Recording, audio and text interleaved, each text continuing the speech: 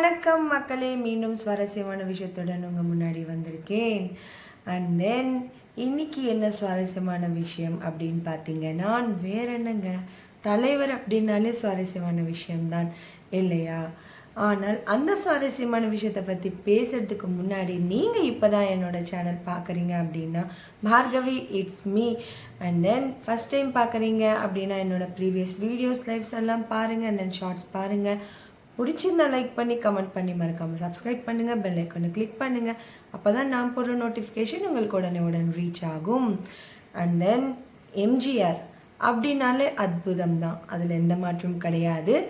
ஆனால் அந்த அற்புதம் ஒரு சில விஷயம் பண்ணும்போது நிச்சயமாக ரசிக்கிற மாதிரி தான் இருக்கும்.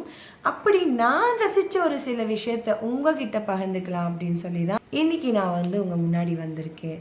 அப்படி என்ன விஷயத்தை பற்றி நீ பகிர்ந்துக்க போகிற அப்படின்னு கேட்குறீங்களா? அதாவது ஒரு சில விஷயம் ஒரு சில ஆக்ட்ரஸ் பண்ணாதான் நல்லா இருக்கும். ஒரு சில சண்டை காட்சிகள் ஒரு சில ஆக்ட்ரஸ் பண்ணாதான் நல்லா இருக்கும். ஒரு சில ரொமான்ஸிலும் ஒரு சில ஆக்ட்ரஸ் பண்ணாதான் நல்லா இருக்கும். எல்லாமே நம்ம தலைவர் அவர்கள் பண்ணால் பக்காவாக இருக்கும் அப்படின்றது என்னோட கருத்து.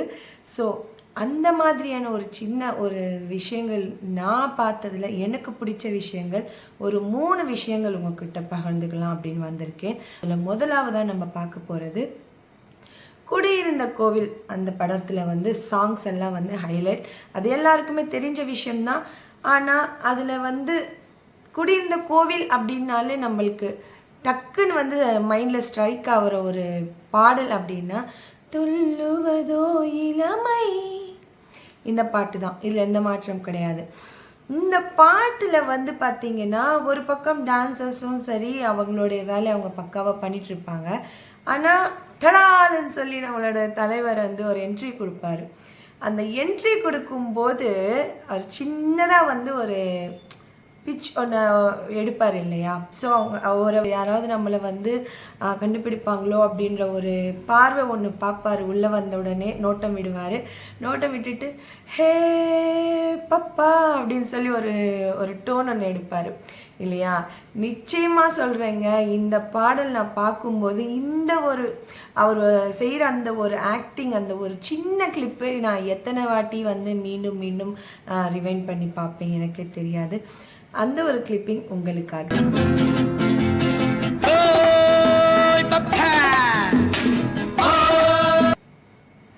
அண்ட் தென் மக்களே, இப்போ ரெண்டாவதா நம்ம பார்க்க போகிற படம் படகோட்டி.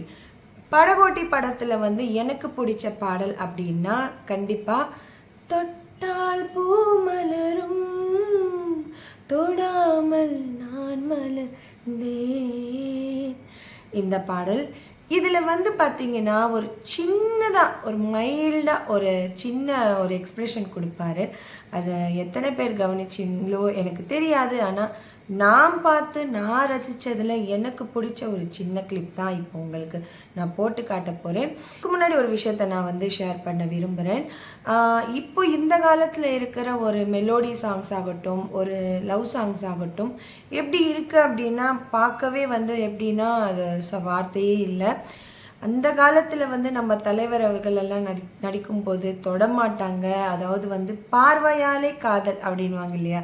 அந்த மாதிரி பார்வையாலே காதல் பண்ணுற ஒரு கிளிப் எப்படின்னா அவங்களுடைய எக்ஸ்ப்ரெஷனில் வெளிப்படுத்துவாங்க.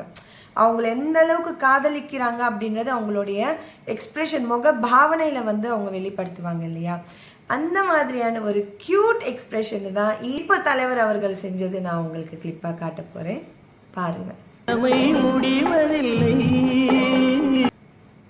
மக்களே, இப்போ 3ஆவதாக பார்க்க போகிற படம் அன்பே வா. இந்த படத்தில் மறக்க முடியாத ஒரு பாடல் இல்லையா? அதுக்கு ஒரு கதையே இருக்குது. இந்த ஒரு பாடல் ஆரம்பத்தில் பார்த்தீங்கன்னா ரிஹார்சல் மாதிரி நடந்திருக்காம். லைக் ஷூட்டிங் ஸ்பாட்டில் ரிஹார்சல் மாதிரி நடக்கும்போது கரெக்டாக அங்கே டான்சர்ஸ் எல்லாம் செட்டப் போட்டு அந்த ரிஹார்சல் பண்ணிகிட்ருக்காங்க. அதாவது தலைவர் வர்றதுக்கு முன்னாடி ஒரு ரிஹார்சல் பார்த்துடலாம் அப்படின்னு சொல்லி எல்லாம் செட்டப் எல்லாம் பண்ணிவிட்டு அந்த பாட்டுக்கு ஆடி பார்த்துட்டு இருந்திருக்காங்க டான்சர்ஸ் எல்லாம். அப்போ கரெக்டாக நம்ம தலைவர் அவர்கள் என்ட்ரி கொடுக்கும்போது கரெக்டாக அவர் எடுத்தார் இல்லைங்களா நாடோடி படம். அது வந்து அந்த பாடல் வந்து இதில் கொஞ்சம் ஏதோ ஒரு கதைக்காக அந்த ஒரு வரி வந்து சேர்க்க வேண்டியதாக இருந்திருக்காம். அந்த ஒரு வரி வந்து கரெக்டாக நம்ம தலைவர் அவர்கள் என்ட்ரி ஆகும்போது கரெக்டாக அந்த லிரிக்ஸ் வந்து அவர் காதில் பட்டிருக்கு. லைக் அந்த பாடல் என்ன பாடல் அப்படின்றது நான் சொல்லி தான் உங்களுக்கு தெரியணும் கிடையாது, நிச்சயமாக எல்லாருக்கும் தெரிஞ்சிருக்கும். ஹே நாடோடி போக வேண்டும் ஓடோடி இந்த பாட்டு இருக்கு இல்லையா. ஸோ கரெக்டாக நம்ம தலைவர் அவர்கள் என்ட்ரி ஆகும்போது அந்த நாடோடி போக வேண்டும் ஓடோடி அப்படின்னும் போது வந்து தலைவர் அவர்களுக்கு கோபம் வந்துருச்சாம் பயங்கரமாக. நேராக எதுவுமே பேசாமல் அவரோட ஆஃபீஸ் ரூம் போய் அவர் சைலண்ட்டாக உட்காந்துட்டாங்களாம். அதாவது எல்லாரும் வந்து ஏன் இவ்வளோ கோவமாக உள்ளே போயிருக்காரு அப்படின்னு சொல்லி போகும்போது லைக் உள்ளே போன உடனே அவர் இல்லை இந்த வரி ஏன் சேர்த்தீங்க, எனக்கு இது பிடிக்கல அப்படின்னு சொல்லி வெளிப்படையாகவே எந்த ஒளிமறைவும் இல்லாமல் கேட்டாராம் ஓப்பனாகவே, ஏன் இதை சேர்த்துருக்கீங்க அப்படின்னு சொல்லி. அப்போது அங்கே இருக்கிற டைரக்டர் ஆகட்டும் அந்த பாடு எழுதினவங்களாகட்டும் எல்லாரும் வந்து தலைவரை சமாதானப்படுத்தி, இல்லை இதுக்கு பின்னாடி வந்து ஒரு ஸ்டோரியே இருக்குது, நீங்கள் வாங்க உங்களுக்கு புரியும், கச்சிதமாக அவங்க இருக்கும் உங்களுக்கு இந்த பாட்டு வாங்க அப்படின்னு சொல்லி இந்த பாடலோடைய கருத்து, அதாவது இந்த பாடலில் ஏன் அந்த வரி சேர்க்க வேண்டிய வந்தது அப்படின்னு சொல்லி எடுத்து சொல்லி அவரை கூட்டிகிட்டு வந்து அந்த நடிக்க வச்சுருக்காங்க. அந்த பாடல் வந்து அதுக்கப்புறம் எவ்வளோ ஹிட் ஆச்சு அப்படின்றது நம்ம எல்லாருக்குமே தெரியும்.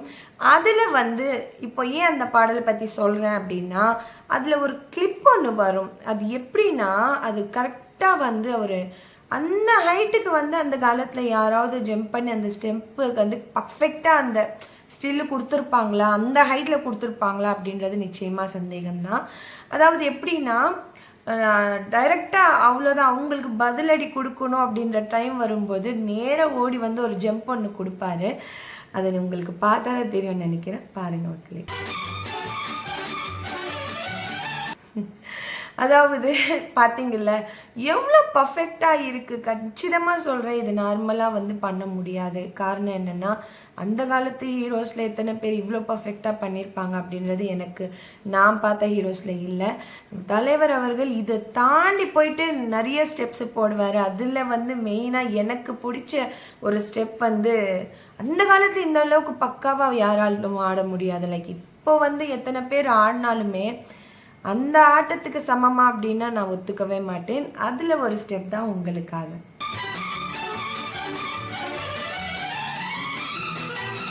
தென் மக்களே பார்த்தீங்கல்ல எவ்வளோ ஹேண்ட்ஸம், எவ்வளோ அழகாக இருக்காரு தலைவர். அழகுனா அழகு, அது ஒரு அழகு தான், தனி அழகு. நிறம்னா நிறம், அதுதான் நிறம் அப்படின்னு சொல்லலாம்.